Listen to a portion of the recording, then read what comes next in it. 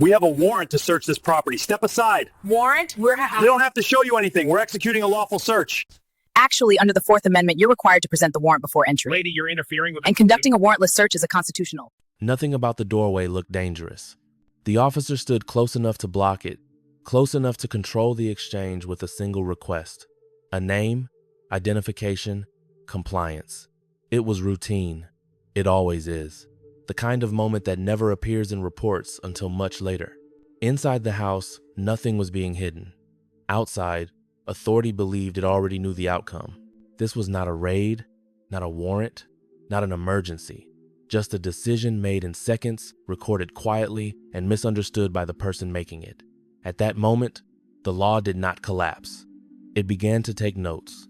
Careers do not end all at once. They end when a small action crosses a line that cannot be uncrossed. The investigation would come later. So would the sentence. The mistake had already happened. The only question left was the cost. The knock was firm but unremarkable, not urgent, not aggressive. The kind of knock that assumes compliance before it is given. When the door opened, the officer did not step back. He stepped forward, just enough to claim the threshold.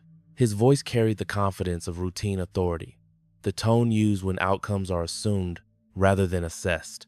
A request for identification followed, then another, each framed as procedure, each narrowing the space for choice. Nothing illegal was visible. No threat was present. The setting remained unchanged, calm, domestic, ordinary. Yet the posture of the encounter shifted. The officer's questions stopped gathering information and began directing behavior. Control was no longer implied. It was asserted. Inside the house stood a federal judge. Outside stood a patrol officer who did not know that fact and did not ask the questions that would have revealed it. The law had not yet been violated, but it was being tested. What followed was not a sudden abuse of power, but a sequence of small decisions, each one defensible in isolation, each one recorded, each one moving closer to a boundary that exists precisely for moments like this. By the time the officer raised his voice, the record was already forming. By the time he issued the next command, the outcome was no longer flexible. Inside the home was a life defined by restraint rather than spectacle. The kind of life built over decades without incident, without controversy, and without the need for attention. The woman standing just behind the doorway had spent her career evaluating evidence, weighing credibility, and enforcing constitutional limits on power. She was a federal judge, appointed after years of service within the justice system, known for her methodical approach and absence of public scandal.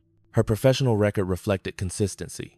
She presided over complex criminal cases, ruled on civil rights claims, and issued opinions that shaped how law enforcement conduct would later be judged. In court, her authority came not from volume or force, but from precision. Lawyers prepared carefully before appearing in her courtroom. Prosecutors measured their arguments. Defense attorneys trusted that procedure would be followed exactly as written. Outside of work, her life was deliberately unremarkable. A private residence in a quiet neighborhood. Predictable routines. No prior confrontations with law enforcement. No history that would suggest volatility or risk.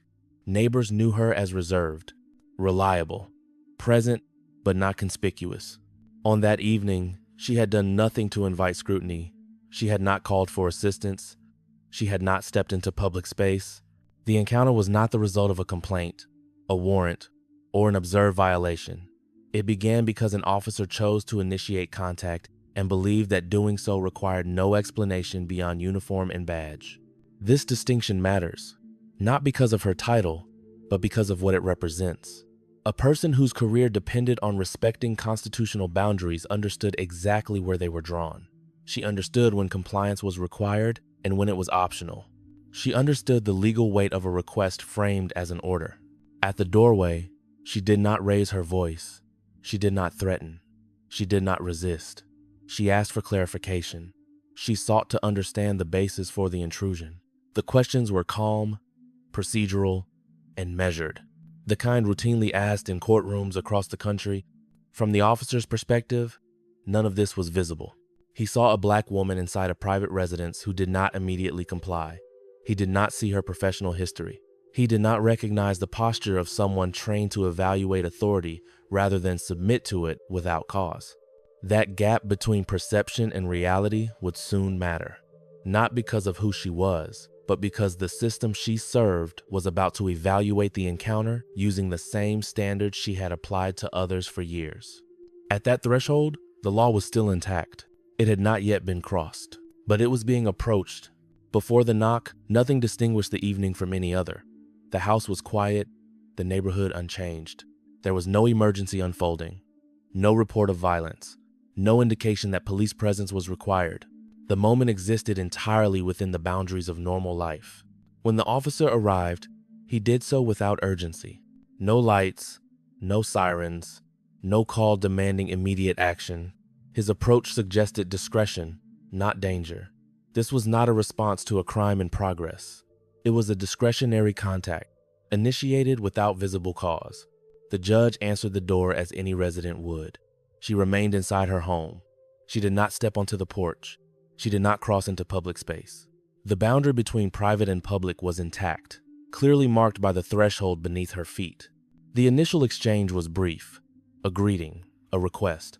Nothing in her demeanor suggested hostility. Nothing in the environment suggested risk. The questions she asked were neutral and procedural. Why are you here? What is this? Regarding, am I being detained? These were not challenges. They were clarifications. From the outside, the scene would have appeared unremarkable. Two people speaking calmly at a doorway. No raised voices. No visible conflict. No gestures that would later justify escalation. The officer had time, space, options. This was the last moment when the encounter could have ended cleanly. At this stage, the law offered clear guidance. Without a warrant, without exigent circumstances, and without probable cause, the officer's authority stopped at the threshold. Requests could be made, compliance could be sought, but refusal carried no penalty. The judge understood this. Her posture reflected it. She remained still. She spoke evenly. She did not invoke her title. She did not attempt to assert status. She relied only on the rules that govern every citizen equally. The officer did not articulate a reason for the contact. He did not explain what he was investigating.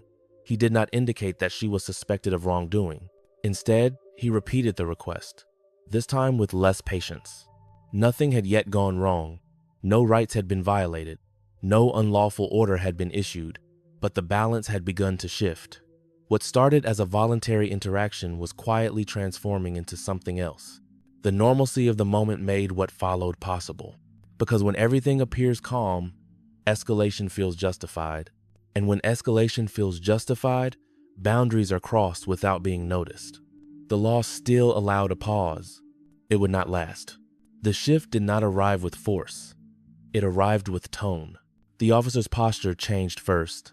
His stance widened slightly, feet planted as if the exchange now required control rather than conversation.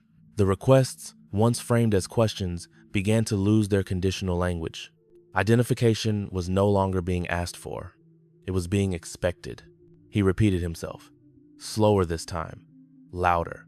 Each repetition carried an implication that refusal was no longer an option, even though nothing about the circumstances had changed. No new information had emerged. No threat had appeared. No legal threshold had been crossed. Only patience had worn thinner. The judge remained inside her home. She did not retreat, but she did not advance. She asked again what the basis was for the demand. The question was precise. It sought justification, not confrontation. In court, such a question would have been routine. At the doorway, it was treated differently. The officer did not answer it. Instead, he invoked procedure without explanation. He referenced policy without naming it. He suggested consequences without defining them. This is how authority expands when it is not challenged by evidence. The language becomes vague. The commands become firmer. The reasoning disappears. What followed was a sequence of decisions, each small enough to appear defensible on its own. A refusal to explain became irritation. Irritation became suspicion. Suspicion became an assumption of non-compliance. None of these steps required violence. They required only the belief that authority did not need to justify itself. The officer instructed her to step outside. She declined, calmly, lawfully. Remaining inside her home was not resistance. It was a constitutional right. But the distinction mattered less to the officer than the fact that control had not been granted. His voice rose again. The words changed. Where requests had once been framed as procedural, they were now framed as warnings. Failure to comply, obstruction, detention. Each term carried legal weight even when applied incorrectly. The judge responded by asking whether she was being detained. It was a critical question, one that requires a clear answer under the law, an answer that defines the boundary between voluntary cooperation and compelled compliance. The officer did not answer that either. Instead, he stepped closer, close enough that the threshold was no longer a neutral line, close enough that the encounter began to feel physical without any contact being made. The space narrowed. The options narrowed with it. At this point, the escalation was no longer accidental. It was procedural. The officer had committed to a path that assumed authority first and justification later. Every moment that passed made reversal less likely, not because it was impossible, but because it would require acknowledging error. The judge remained composed. Her voice did not rise to meet his. She did not invoke her position. She did not threaten legal action. She relied on the same restraint she had demanded of officers from the bench. The irony was complete, even if unrecognized. The officer announced that he was conducting an investigation. He did not specify into what. He suggested that her refusal to comply was itself suspicious. This circular logic transformed a lawful exercise of rights into a justification for further intrusion. He reached for his radio, not to call for backup in response to danger, but to solidify authority through presence. Additional units would mean witnesses. It would also mean momentum. At no point did the situation become unsafe. At no point did the judge pose a threat. The escalation was driven entirely by perceived defiance, filtered through assumptions that had nothing to do with the law and everything to do with control. This is how unlawful detentions begin, not with chaos, but with certainty, not with violence, but with procedure misapplied. Each step framed as necessary, each step recorded. When additional officers arrived, the dynamic shifted again. The original assumptions hardened into consensus. The presence of others reduced the likelihood of reconsideration. Authority, once shared, becomes harder to retract. The judge was informed that she was now being detained. The basis remained unclear. The explanation remained absent. What had begun as a discretionary contact had crossed into compulsion without justification. The law had not failed loudly. It had been overwritten quietly. And by the time the officer issued the next command, the record was no longer neutral. It reflected a version of events shaped by authority rather than fact. A version that would later be tested, line by line, against evidence that did not bend. The escalation was complete. The consequences were now inevitable. By the time the word detention was used, the encounter had crossed a boundary the law treats as decisive. Until that point, the interaction could still be framed as voluntary. After it, every action required legal justification that had not been articulated. This distinction is not semantic. Under constitutional standards, a detention occurs when a reasonable person would no longer feel free to ignore the officer and end the encounter. Tone, proximity, repeated commands, and the presence of multiple officers all matter. At the doorway, those factors had accumulated gradually, not suddenly, but their combined effect was unmistakable. What had not changed was the absence of cause. No crime had been reported involving the judge. No exigent circumstances existed that would justify immediate action. No warrant had been obtained. The officer's authority did not extend beyond request and conversation. The moment he converted refusal into suspicion, the logic inverted itself. This is a common error. Officers are permitted to ask questions. Citizens are permitted to decline. The refusal itself cannot supply the justification that was missing before it occurred. When it does, the encounter becomes circular, and the law no longer supports it. Another boundary was tested when the officer demanded identification. In many jurisdictions, identification can only be compelled during a lawful detention based on reasonable suspicion of criminal activity. Without that foundation, the request remains optional. Framing it as mandatory does not make it so. The judge's responses remained consistent. She did not obstruct. She did not interfere with an investigation because no investigation had been defined. She asked questions that required answers under the law. Each time those answers were withheld, the legal footing weakened. The escalation also revealed a procedural failure that would later matter. Once additional officers arrived, no one reassessed the basis for the detention. No supervisor intervened to clarify the justification. Momentum replaced analysis. The presence of multiple uniforms created the appearance of legitimacy without supplying its substance. This is where the system becomes visible, not as a single decision, but as a series of missed corrections. Each officer deferred to the assumption that someone else had already established cause. No one did. The location mattered as well. The encounter occurred at the threshold of a private residence. The law treats that boundary with heightened protection. Absent a warrant or exigency, authority does not cross it. Commands issued from outside do not acquire force simply because they are repeated. At no point did the officers articulate a lawful basis for extending control into that space. Yet control was asserted anyway, not through force, but through persistence, not through violence, but through procedure applied without limits. From a legal perspective, the record was already compromised. Statements made after an unlawful detention carry different weight. Actions taken without authority do not become lawful retroactively. The fact that the judge remained calm did not legitimize what followed. It preserved it. These checkpoints exist to prevent exactly this outcome, to ensure that authority remains conditional, not assumed. When they are ignored, the consequences do not appear immediately. They arrive later through review, testimony, and evidence that does not change its account. At the doorway, the officer believed he was maintaining control. In reality, he was documenting its loss. The shift did not come from an argument. It came from the record. What had been treated as a routine encounter began to look different once it was reviewed frame by frame. Body camera footage captured the spacing, the tone, the timing, the pauses where questions were asked and not answered, the moments where commands replaced explanations. None of it dramatic, all of it precise. The footage showed the judge remaining inside her home, never advancing, never raising her voice. It showed the officer occupying the threshold, narrowing space without crossing it, asserting presence without articulating cause. The camera recorded repetition where justification should have been. It recorded escalation without provocation. Audio mattered as much as visuals. The officer's statements shifted over time. Early language suggested a request. Later language implied obligation. The transition was gradual enough to feel natural in the moment, but unmistakable in review. Investigators would later note the absence of a clear point where lawful detention was established. Dispatch logs added another layer. No call for service described a crime involving the judge. No report suggested exigent circumstances. The officer had initiated the contact on his own discretion. That discretion carried limits the footage showed were exceeded. Radio traffic revealed something else. When additional units arrived, they accepted the framing already in motion. Questions were asked about compliance, not cause. No one requested clarification of the legal basis for detention.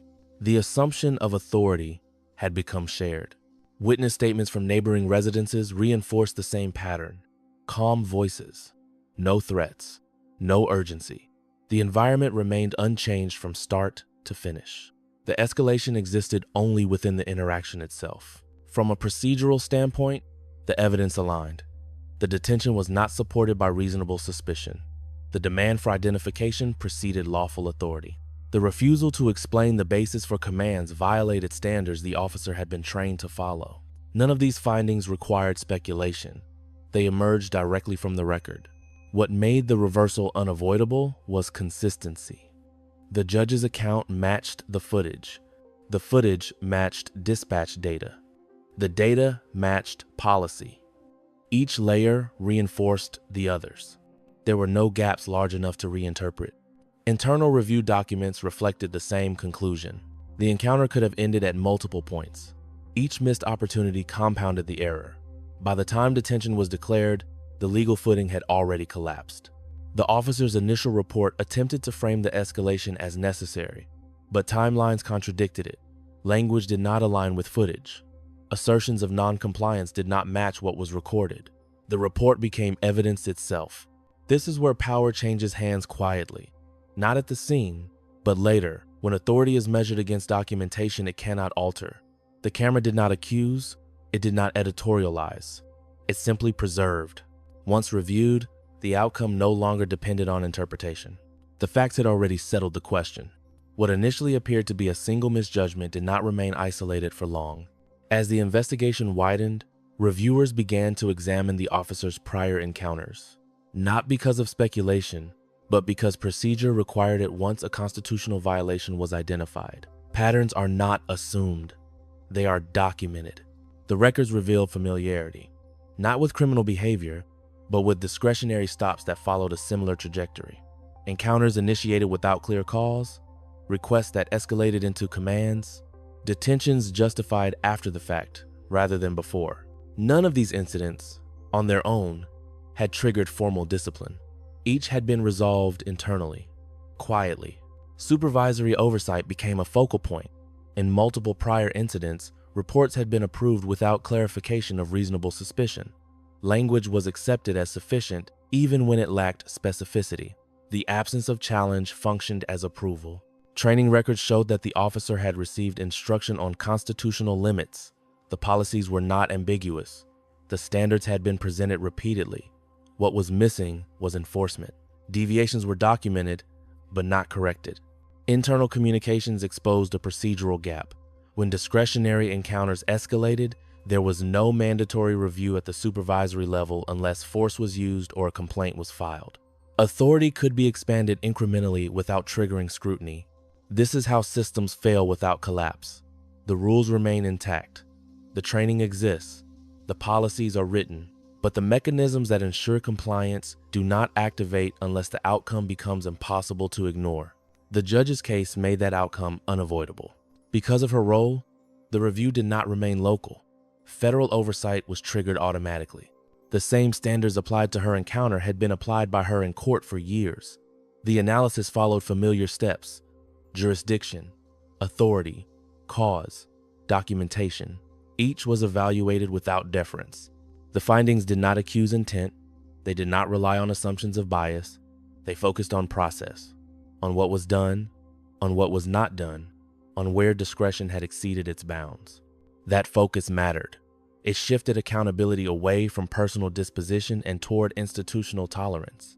The issue was not whether the officer believed he was acting appropriately. It was whether the system allowed that belief to operate without correction. Department leadership was required to respond, not to public opinion, but to documented failure. Policy revisions were drafted. Training modules were updated. Supervisory review thresholds were adjusted. These measures acknowledged what the record already showed. The safeguards had existed, but they had not been applied. The officer was not the only subject of review. Supervisors who had approved prior reports were examined. Internal affairs procedures were reassessed. The failure was distributed, not singular. This reframing changed the narrative. It was no longer about one encounter at a doorway. It was about a system that permitted authority to function without immediate accountability, relying instead on outcomes to reveal error. The judge's case did not create the problem. It exposed it. By the time the findings were finalized, responsibility could no longer be confined to a single name. The record showed how ordinary discretion, when left unchecked, becomes institutional behavior. And once institutional behavior is documented, the response moves beyond discipline. It becomes structural. The legal consequences did not arrive quickly. They arrived methodically. Once the investigation concluded, the findings moved through formal channels that do not respond to urgency, only to sufficiency. Evidence was reviewed, statements were compared, policy was measured against conduct. Each step reduced the space for discretion that had defined the original encounter. Administrative action came first. The officer was placed on leave pending disciplinary review. His authority was limited. Access to systems was restricted. The process followed established procedure, not because of the profile of the victim, but because the record met the threshold that policy required. The documentation left little room for alternative interpretation. Termination followed, not framed as punishment, but as consequence. The justification cited repeated deviations from constitutional standards, failure to articulate lawful cause, and conduct inconsistent with departmental obligations. The language was restrained. The outcome was not. Certification review was initiated at the state level. Standards boards do not assess intent. They assess fitness. The findings from the investigation were sufficient to revoke eligibility for future law enforcement service. The decision removed the possibility of transfer or reinstatement. Civil proceedings proceeded on a separate track. The lawsuit did not allege malice. It alleged violation. The pleadings relied on the same evidence already preserved: body camera footage, dispatch logs, training records. Each document narrowed the issues before they reached a jury. Settlement negotiations reflected that reality. Municipal liability was assessed not only for the actions of the officer, but for supervisory failures that had permitted the conduct. The amount was substantial. It was approved without trial. The city acknowledged exposure without contesting the facts. Criminal review followed. This stage required a higher threshold. Prosecutors evaluated whether the conduct met statutory definitions under federal law. The analysis was precise. Authority exercised without lawful basis. Deprivation of rights under color of law. The elements were examined individually. Charges were filed after that review, not announced with spectacle, not accompanied by commentary, filed in court, supported by the same record that had guided every prior decision. The maximum sentence reflected the seriousness of the violation, not the identity of the victim. Throughout the process, the framing remained consistent. Findings were attributed to conclusions reached by investigators. Actions were taken pursuant to procedure. No statement declared guilt before adjudication. The system moved as designed once activated. For the judge, the outcome was not vindication in the emotional sense. It was confirmation that the standards she had enforced from the bench were not symbolic. They applied outward as well as inward. The law did not recognize status. It recognized facts. For the officer, the consequences were final. Authority removed. Career ended. Exposure to criminal liability established. The path back did not exist because the record did not allow it. The law had not acted quickly. It had acted conclusively. The case did not conclude when the sentence was entered or when the settlement was finalized. Its effect continued in quieter ways, through procedures that rarely attract attention but shape how authority is exercised afterward. Policy revisions adopted in response to the findings altered how discretionary encounters were reviewed. Supervisors were required to document the legal basis for detentions earlier in the process. Thresholds for intervention were lowered. The absence of force was no longer treated as an indicator that escalation required no scrutiny. Training programs were updated to emphasize boundaries that had been treated as flexible. The distinction between requests and commands was clarified. Officers were instructed that refusal, by itself, does not transform into suspicion. These were not new principles. They were reaffirmations placed back into operational focus. The case also influenced how similar encounters were evaluated in court. The documentation created a reference point. Judges cited it when assessing credibility. Attorneys referenced it when arguing suppression. The record demonstrated how escalation can occur without intent, and why intent is not the standard that governs constitutional limits. Public discussion followed, but it did not drive the outcome. The decisions had already been made through process rather than pressure. The reforms were not framed as concessions, they were framed as corrections. For the judge, there was no return to anonymity.